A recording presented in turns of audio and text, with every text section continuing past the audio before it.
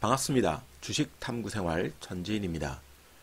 주말 마감한 뉴욕 증시가 또다시 나스닥이 거의 3% 가까이 폭락하면서 불안정한 모습을 보였는데요. 셧다운 이슈라든지 경기도나 우려, 이런 악재가 같이 동반되는 모습입니다. 그래도 우리 증시는 최근에 뉴욕 증시에 비해서 좀 탄탄한 모습을 보여주고 있는데요. 하지만 수급이 한 번에 꼬이게 되면 그동안 좋지 않았던 것들이 한꺼번에 반영될 수도 있으니까요. 상당히 주의가 요구됩니다. 특히 중국 증시가 조금 견조한 흐름을 보이면서 우리 증시도 조금 안전판 역할을 좀 했는데요. 만약에 중국 증시가 저점을 이탈하는 모습이 나온다 그러면 우리 증시도 언제든지 급락을 할 수 있다고 생각하시고 예의 주시하실 필요가 있습니다. 그래도 금요일장에 게임 관련들이 좀 급등을 하면서 시장에 또다시 새로운 테마가 형성될 수 있는 기대감을 좀 높였는데요.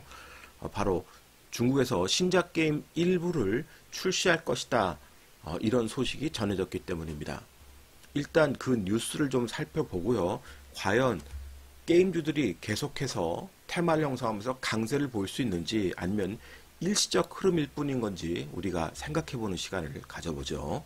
자, 연합뉴스의 소식인데요. 2018년 중국의 게임산업회의에서 일부 게임에 대한 심사가 이루어졌고 판호도 발급할 것이라는 소식입니다. 여기서 판호라는 것은 게임 영업을 허가하는 걸 말하는데요. 그동안 이제 중국에서 규제를 통해 가지고 저 판호를 발급하지 않았었습니다. 그러나 이번 게임산업회의에서 새로운 판호를 발급할 수도 있다라는 소식이 나왔기 때문에 그런 재료를 가지고 금요일장 게임주들이 좀 급등락하는 모습을 보였던 거고요. 다만 그럼에도 불구하고 무역전쟁으로 인한 심리적 압박에 놓인 중국 쪽에서 시진핑 역시 내부 통제에 대한 고민을 안 할 수가 없겠죠. 그래서 내부 단속과 결속력을 더욱더 강조하는 그런 분위기입니다. 특히 이런 분위기에 맞춰서 이번 회의에서 게임 회사들 자체적으로도 우리가 스스로 규율을 하겠다라는 선언을 낭독을 했어요. 하하, 참 공산주의답죠. 자, 이 내용은 조금 말이 이상할 겁니다. 왜냐하면 그 중국어 원문을 구글 번역기를 동원해 가지고 이걸 번역을 한 거기 때문에 미안합니다. 이거 중국말 뭐 잘하시는 분이 있으면 좋겠는데 그 게임 회의에서 나왔던 내용입니다. 자, 어떤 규율을 선언했냐면요. 사회주의의 핵심 가치를 실천하고 사회 효익을 먼저 단호하게 가하고 선진사회주의 문화, 중국의 뛰어난 전통 문화의 실무자이자 발긴이 되도록 한다. 아주 뭐 그럴듯해요. 그런데 이 두 번째 문구가 중요합니다. 자체 규율을 강화한다는 거예요. 업계의 자율 규율을 촉진하고, 그러니까 결국 당이 원하고 정부가 원하는 거, 여기에 적극적으로 협조한다는 겁니다. 정부 감독과 적극 협조하고 적극적으로 사회 감독을 받아들인다. 이게 자율주의예요. 재미나죠? 역시 공산주의 사상이 여기에 잘 녹아 있습니다. 이러기 때문에 지금 게임 규제 완화를 여러분들 너무 확대 해석하면 안 됩니다. 게임을 지금 완화시킨다 그래도 자국 내 게임 위주로만 조금씩 완화시킬 수 있고 타국에 대한 게임 규제는 계속 진행이 될 수도 있는 거예요. 언제든지 문 닫을 수 있고요. 속도도 느릴 수 있습니다. 또 최근에 깜짝 놀랄 소식도 있죠. 자, 게임 관련한 건 아니고요. 자, 크리스마스 금지령이 내려졌습니다. 상상이 되십니까? 만약에 대한민국에 크리스마스 공연이나 종교활동하는 것을 금지한다고 생각해 보세요. 아마 대한민국은 다 뒤집어질 겁니다.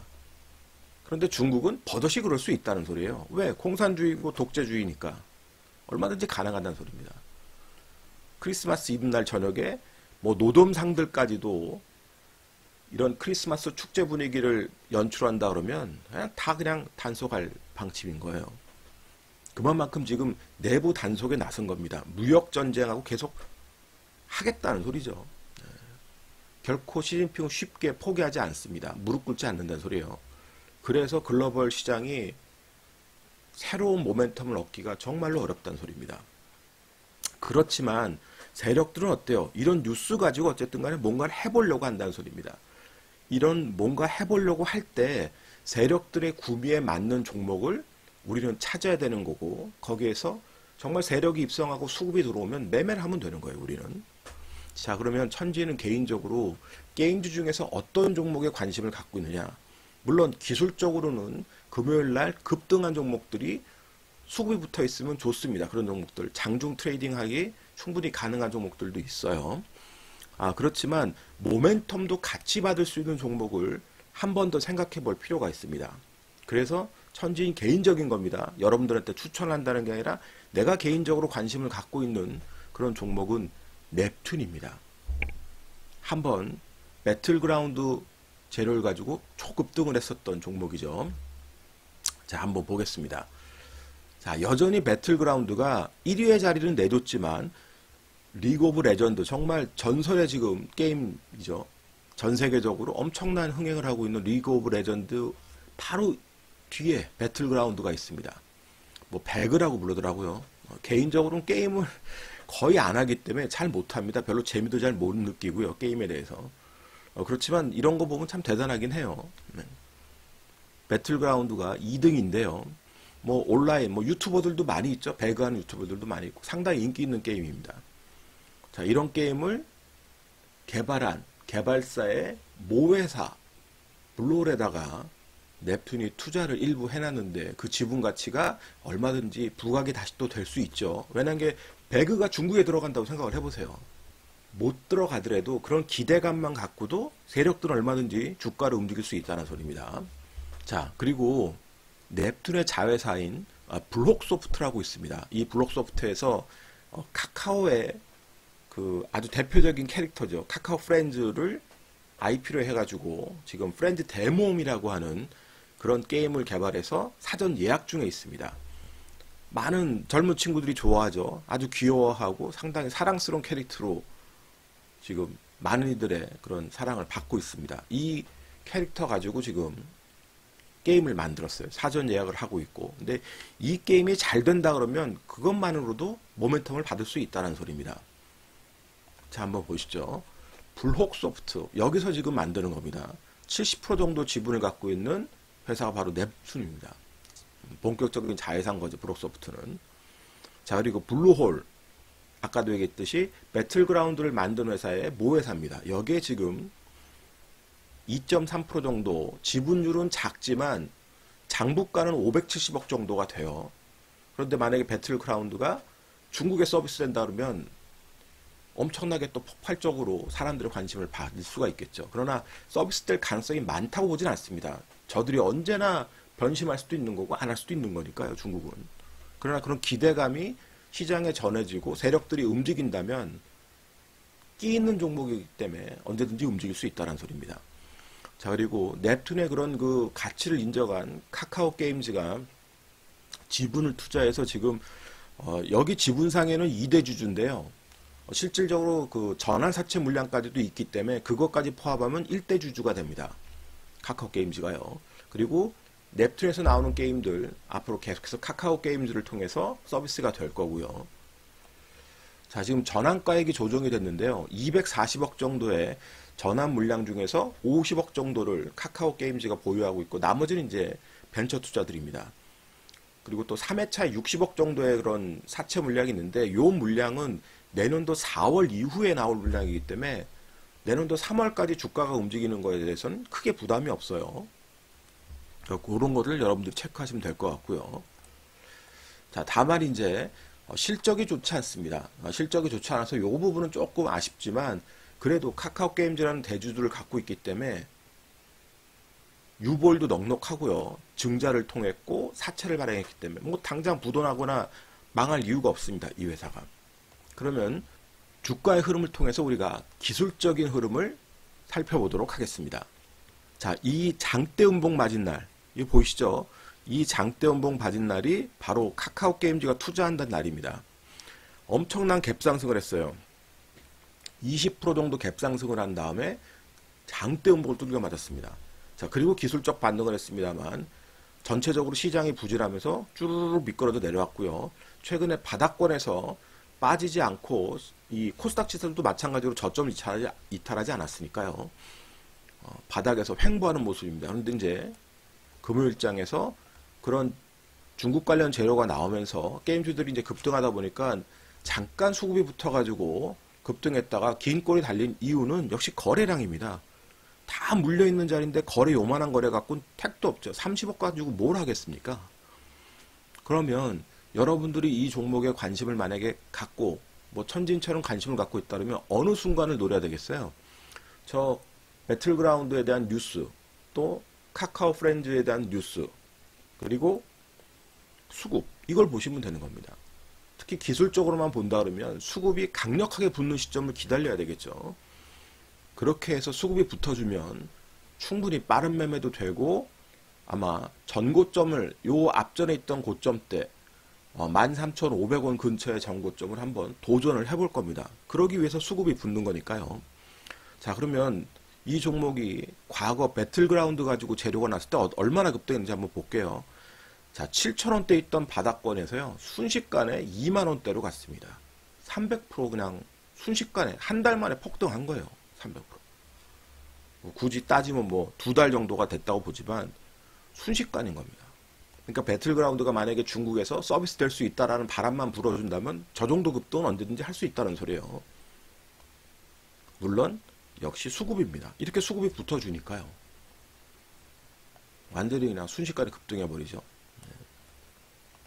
이런 끼가 있기 때문에 이런 종목들을 노리려면 그런 재료가 수급에 의해서 받쳐주느냐 받쳐주지 않느냐를 보셔야 되는 겁니다. 그러니까 뉴스와 수급을 같이 분석할 수 있으면 대응하기가 더 좋은데, 뉴스 분석이 되지 않는다면 수급 분석이라도 해야 된다는 소리예요. 강력한 수급이 들어오지 않으면 계속 횡보하면서 지지부진할 거고, 강력한 수급이 들어온다 그러면 충분히 앞전의 고점, 여기를 어떻게 돌파하고 지지하느냐, 여기가 돌파되고 지지하면 다음 고점, 그 고점을 향해서 도전해 볼 수 있다는 소리입니다. 그 논리를 이해하면 수급이 움직일 때 같이 동참할 수 있지만, 그 논리를 이해하지 못하면 절대로 접근해서는 안 되겠죠. 자, 그리고 이거 외에 금요일날 일단 급등했던 종목들, YD 온라인 같은 거, 이게 다 부실주입니다, 이건. 자, YD 온라인 바닥권에서 급 나가다가 기술적으로 급반등이 나왔습니다. 대량 거래도 터졌고요. 자, 그렇지만 이런 종목들을 끌고 가는 것은 대단히 위험합니다. 특히 최대주주 변경에 대한 그런 리스크도 있고요. 또 유증도 지금 연기했습니다. 무기한 연기했기 때문에 계속해서 YD 온라인은 악재에 노출이 되어 있는 상태예요. 그러나 잠깐 수급이 들어와서 지금 움직였다 그래서 확대 해석하면 안 됩니다. 만약에 이런 종목들을 다룬다 그러면 무조건 장중 트레이딩으로 다 끝내야 돼요. 내가 이익이 났던 손실이 났던 장중 트레이딩으로 다 끝내야 된다는 소리입니다. 자, 보세요. 이렇게 장중에 움직였다 그러면 이 종목이 내가 트레이딩을 통해서 뭔가 수익을 조금이라도 얻고 싶다 그러면 얘가 이 자리는 깨면 안 되는 거겠죠? 네, 이 자리는 깨면 안 되는 겁니다.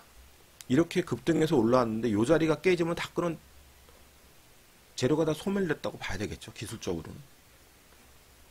근데 그런 것을 수급과 기술적 자리를 알고 이해하면서 매매하면 몰라도, 그렇지 않으면 이것도 장중에 끝나야 된다는 소리입니다. 언제든지 시장 악재가 나올 수 있는 종목.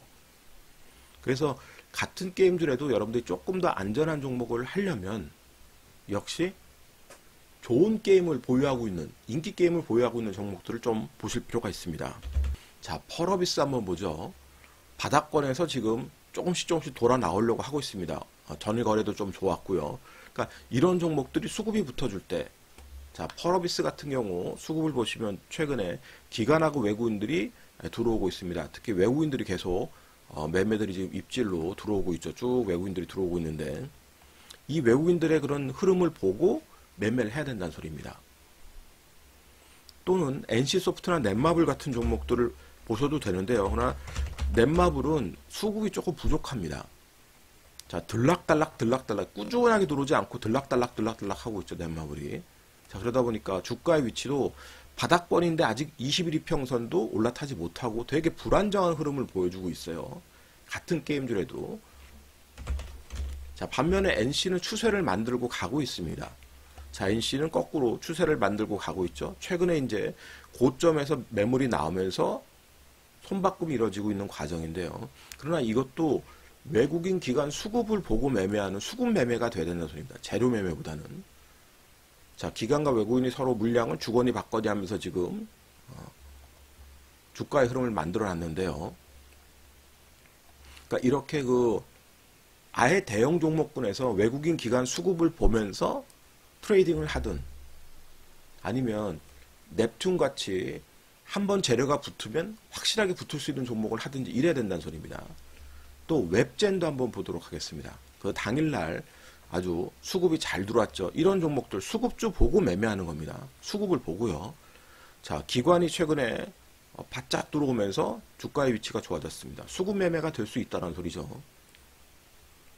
기관의 평단가 보시고 눌림목의 자리에서 얼마나 눌리는지 그 자리를 보셔야 된다는 소리입니다. 반드시 트레이딩만 해야 되는 거고요. 역시 똑같습니다. 그건. 자, 위메이드 마찬가지로 최근에 수급이 들어오면서 조금씩 바닥을 다지는 모습인데 앞전에 웹젠이 더 좋죠. 당일날 11%씩이나 떴는데도 불구하고 아직도 이 횡보의 박스권에 갇혀 있는데 이제 21선 탔어요. 그리고 수급도 부족합니다. 거래량이 거래대금이 112억. 자, 웹젠 같은 경우는 300억 정도 거래가 들어오니까 장대 연봉도 아주 멋지죠. 예. 대량 거래 수반하고. 자, 그래서 이런 종목이 이제 조정 나오고 반등이 나오는 시점. 이때 수급이 다시 들어오는지를 보셔야 되고, 조정할 때 기관 수급이 많이 빠져나가느냐, 아니면 계속 들어오는데도 그냥 단순하게 적극적이지 않아서 조정이 나오느냐. 이걸 여러분들이 보셔야 된다는 소리입니다. 그래서 기관과 외국인이 관여하는 수급 매매를 할 건지 아니면 한번 바람이 불면 배틀그라운드라는 아주 좋은 재를 갖고 있는 넵튠 같은 종목을 지속적으로 관찰하다가 수급이 붙을 때 배팅이 들어가든지 그런 전략을 쓰면 지금 계속 테마주에 순환매가 되고 있죠. 대선주들 순환매하고 있고 수소차, 전기차 관련주들 순환매하고 있고 장이 어렵지만 게임주까지도 순환한다 그러면 여러분들은 얼마든지 기회를 또 얻게 될 겁니다. 다음 주도 정말 만만치 않은 시장이 될 것 같은데요. 이렇게 테마주들을 여러분들이 꼭 추적을 잘 해서 좋은 성과를 낼 수 있는 멋진 투자자가 되시길 바랍니다. 이 영상이 도움이 되셨다면 좋아요, 구독하기 부탁드리고요. 저는 다음 시간에 또 뵙도록 하겠습니다. 고맙습니다. 전지인이었습니다.